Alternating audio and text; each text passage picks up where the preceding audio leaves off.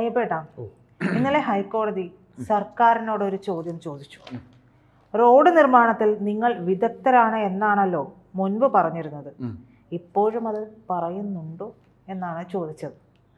അതിലെന്താണ് ഉൾക്കൊണ്ടിരിക്കുന്നത് എന്നുള്ളതൊക്കെ നമുക്കറിയാം. ഇതിലെന്താണ് ഇനി സർക്കാർ പറയുക, ചെയ്യുക? പ്രീത, ഇപ്പോൾ ഒരു വീഴ്ച പറ്റിയപ്പോൾ ഒന്നും തങ്ങളുടേതല്ല എന്ന് ഒരു ഉളുപ്പുമില്ലാതെ പറയുന്ന കേരള സർക്കാർ.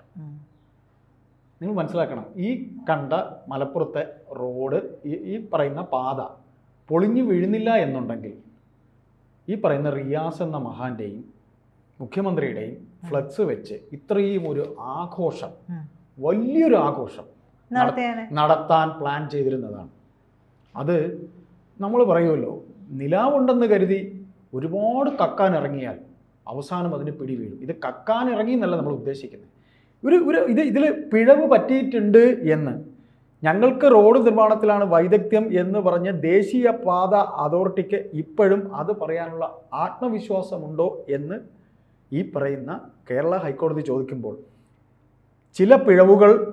ചിലപ്പോൾ പിഴവുകൾ പറ്റാറുണ്ട് എന്ന് ഈസി ആയിട്ടുള്ള ഒരു മറുപടിയാണ് പറഞ്ഞിരിക്കുന്നത്.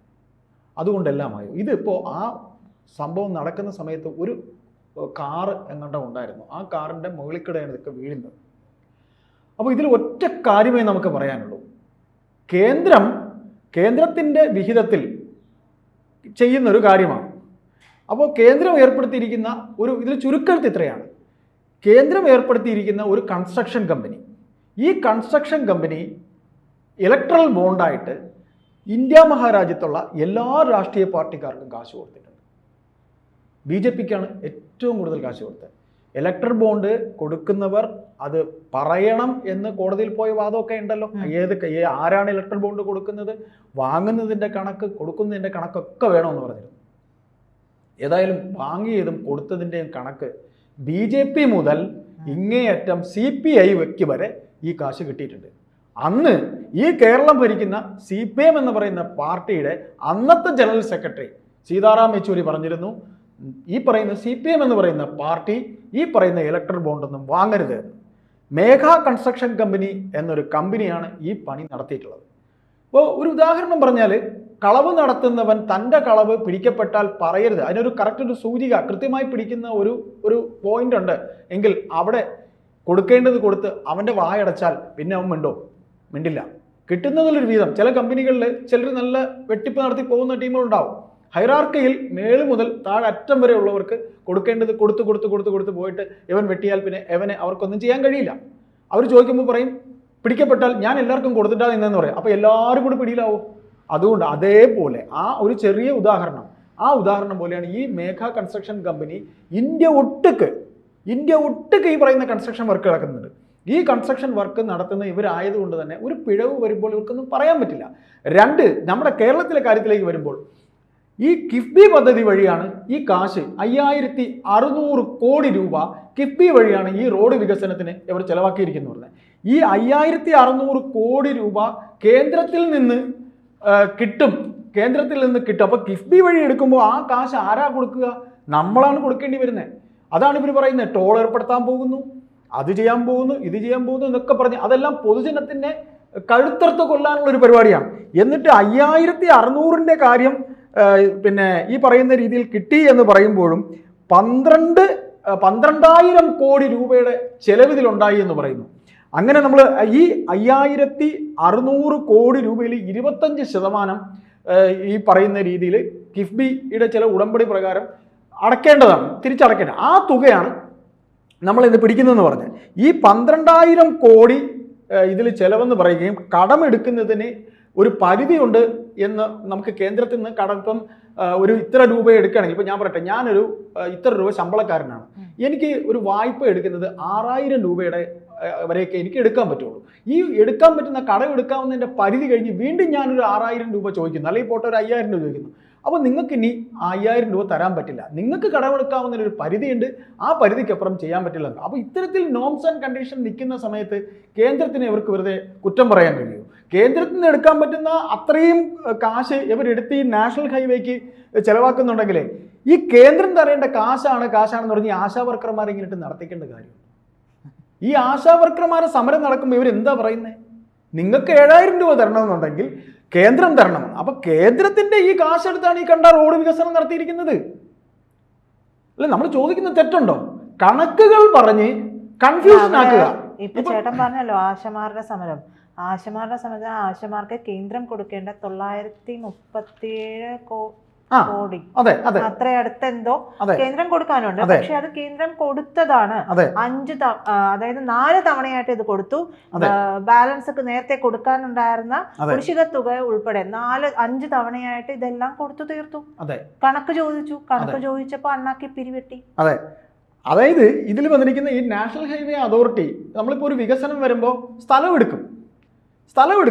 ഈ സ്ഥലം എടുക്കുന്നതിൻ്റെ പണം കേന്ദ്രം കൊടുക്കുമോ എന്ന് ഇവിടുന്ന് ഒരു വലിയൊരു മഹാൻ പോയിട്ടുണ്ട്. ഇപ്പം മറ്റേ യാത്രകളിലൊക്കെ അദ്ദേഹം പോകുന്നുണ്ട്. ഒരു സിനിമാ നടനാണ് അദ്ദേഹം, ഒരു വലിയ ചാനലിന്റെ മുതലാളി ചെയർമാനാണ്, ബഹുമാനപ്പെട്ട മുഖ്യമന്ത്രിയുടെ ആശ്രിത വത്സലനാണ്. പേര് പറയണ്ടല്ലോ, ഇനി പറയാം. ബഹുമാനപ്പെട്ട ബ്രിട്ടാസ്, ജോൺ ബ്രിട്ടാസ്. ഈ ബ്രിട്ടാസ് കേന്ദ്രത്തോട് ചോദിച്ചു, ഈ വികസനവുമായി ബന്ധപ്പെട്ട് ഈ സ്ഥലം എടുക്കുന്നതിന് കേന്ദ്രം കാശ് കൊടുക്കാമെന്ന് പറഞ്ഞിട്ടുണ്ടോ എന്ന്. അങ്ങോട്ട് തന്നെ ചോദിച്ചു, വടി കൊടുത്ത് അടി വാങ്ങിക്കാന്ന് പറയും. ഇത് കേരളം തന്നെ കൊടുത്തോളാം എന്ന് പറഞ്ഞു. സാധാരണ റെയിൽവേക്ക് സ്ഥലം എടുക്കുമ്പോൾ, റെയിൽവേ വികസനം എന്ന് പറയുമ്പോൾ റെയിൽവേ ആണ് സ്ഥലം എടുക്കുന്നവർക്ക് കാശ് കൊടുക്കുന്നത്. അവിടെ കേരളത്തിന് യാതൊരു പങ്കുമില്ല. ഇവിടെ ഈ കണ്ട രീതിയിൽ ഈ വികസനങ്ങൾക്ക് ഉണ്ടായപ്പോൾ തദ്ദേശ സ്വയംഭരണ വകുപ്പിന്റെ കീഴിലാണ് ഈ പറയുന്ന സാധനങ്ങളെല്ലാം വരുന്നത്. അവിടെ പണം കൊടുക്കുന്നത് അപ്പൊ കേരളം തന്നെ അങ്ങോട്ട് മുൻകൂട്ടി പറഞ്ഞ് ഞങ്ങൾ തന്നെ കാശ് കൊടുത്തോളാം, ഞങ്ങൾ തന്നെ ക്രെഡിറ്റ് എടുക്കാൻ പറഞ്ഞാൽ അത് പിന്നെ വസൂലാക്കാൻ പറ്റും.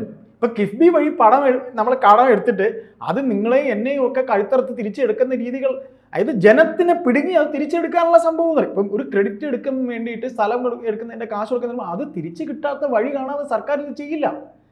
ഇപ്പം നിങ്ങൾക്കൊരു 10 രൂപ ഞാൻ തന്നാൽ അത് നിങ്ങളെന്ന് തിരിച്ച് വസൂലാക്കാനായിട്ടുള്ള പദ്ധതിയും പ്ലാനും, പിന്നെ 10 രൂപ അത് ഞാൻ വാങ്ങിക്കോളാം എന്ന് ചിന്തിക്കുന്നതെന്ന് മാത്രം ചിന്തിച്ചാൽ മതി. അപ്പൊ അത്തരത്തിൽ ഈ പറയുന്ന സ്ഥലം എടുക്കുന്നതിന് കേരളം തുനിഞ്ഞിറങ്ങിയെങ്കിൽ ഇതിന്റെ ചുരുക്കെഴുത്ത് ഇത്രയേ ഉള്ളൂ.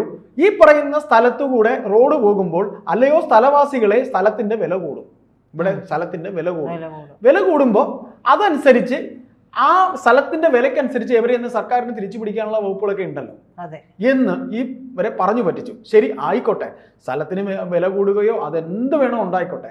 പക്ഷെ ഒരു പ്രാഥമികമായി ഒരു വയലാണ് പ്രീത, ഈ സ്ഥലം ഒരു വയലാണ്. ഈ വയൽ പ്രദേശത്തു കൂടെ പോകുന്നതിന് ഇന്നലെ ഇത് പൊളിഞ്ഞു വീണപ്പോൾ സംഭവിച്ചത് എന്താണ്?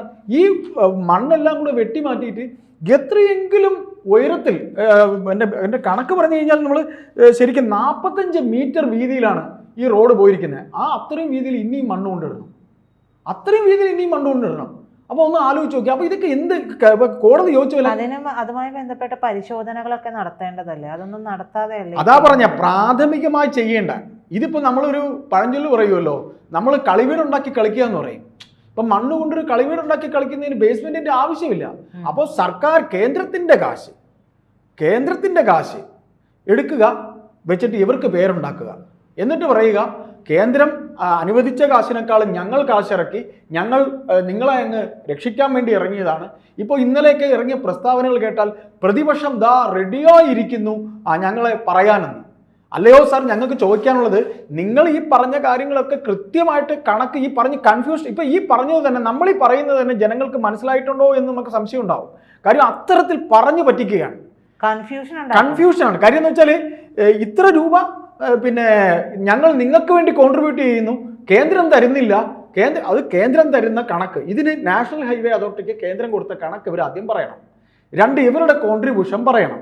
ജനങ്ങളിൽ നിന്ന് സ്ഥലം എടുത്തതിന് ഇവർ എത്ര കൊടുത്തെന്ന് പറയണം. അതെങ്ങനെ വസൂലാക്കുമെന്ന് ജനങ്ങളുടെ അടുത്ത് പറയണം. അല്ലാതെ ഒരു മഴ പെയ്തു എന്ന് പറഞ്ഞുകൊണ്ട്, ഇപ്പൊ തദ്ദേശത്തിന്റെ കാര്യം ഞാൻ പറഞ്ഞു, MP രാജേഷിന്റെ വകുപ്പിലാണ് ഈ പറഞ്ഞ സ്ഥലം എടുക്കൽ നടന്നത്. അതിന്റെ അത് പേപ്പർ വർക്ക് ചില്ലറയല്ല. ഒരു സ്ഥലത്തിന് ഒരു മാറ്റം ഉണ്ടാവും, ആ മാറ്റിനനുസരിച്ചുള്ള കാശ് കൊടുക്കണം. റെയിൽവേ സ്ഥലം എടുക്കുമ്പോഴൊക്കെ ആ നോംസ് ഉണ്ട്. റെയിൽവേ അതാണ് കേന്ദ്രത്തിന്റെ കാര്യം. കേന്ദ്രത്തിന്റെ കാര്യങ്ങൾ ഇതുവരെ നീറ്റാണ്. ഇതിൽ ഒന്നേ മാത്രമേ പറയാനുള്ളൂ, ഇത് നിതിൻ ഗഡ്കരി എന്ന കേന്ദ്രമന്ത്രി അമ്മാവനും മരുമകനും വളരെ വേണ്ടപ്പെട്ട ആളാണ്. അതുകൊണ്ട് അദ്ദേഹത്തിന്റെ ഭാഗത്ത് നിന്ന് ഇവർക്ക് 2 പേർക്കുമെതിരെ ഒരു വാചകവും വരാൻ പോകുന്നില്ല. നിതിൻ ഗഡ്കരി അദ്ദേഹത്തിൻ്റെ ഉദ്യോഗസ്ഥരെ വിളിച്ച് ചോദ്യം ചെയ്യുമെന്ന് പറഞ്ഞിട്ടുണ്ട്. പിന്നെ മേഘ കൺസ്ട്രക്ഷൻ കമ്പനി, അത് BJPക്കും വേണ്ടപ്പെട്ടതാണ്. ഈ അവസരത്തിൽ എന്തായാലും കേരളത്തിലെ CPM പൊളിറ്റിക്സ്, CPMൻ്റെ നേതാക്കൾ മേഘയെ കുറ്റം പറയില്ല, CPIയും പറയില്ല. പക്ഷേ അവരുടെ ജനറൽ സെക്രട്ടറി പറഞ്ഞിരുന്നു, മരിച്ചുപോയ ജനറൽ സെക്രട്ടറി പറഞ്ഞിരുന്നു, ഇത്തരത്തിൽ ഇലക്ട്രൽ ബോണ്ടായിട്ട് ആരിൽ നിന്നും കാശ് വാങ്ങുന്നത് ശരിയല്ല എന്ന്. ഏതായാലും ഒരു മഴ പെയ്തു, പാലം പൊളിഞ്ഞു വീണുപോയി, അത് പറ്റുന്നതല്ലേ എന്ന് മുഖ്യമന്ത്രി പിണറായി വിജയൻ പറയുകയാണെങ്കിൽ അദ്ദേഹം ഇരട്ടച്ചങ്കനല്ല, ഒരു വലിയ ഭീരുവാണെന്നേ ഇതിൽ നമുക്ക് പറയാനുള്ളൂ.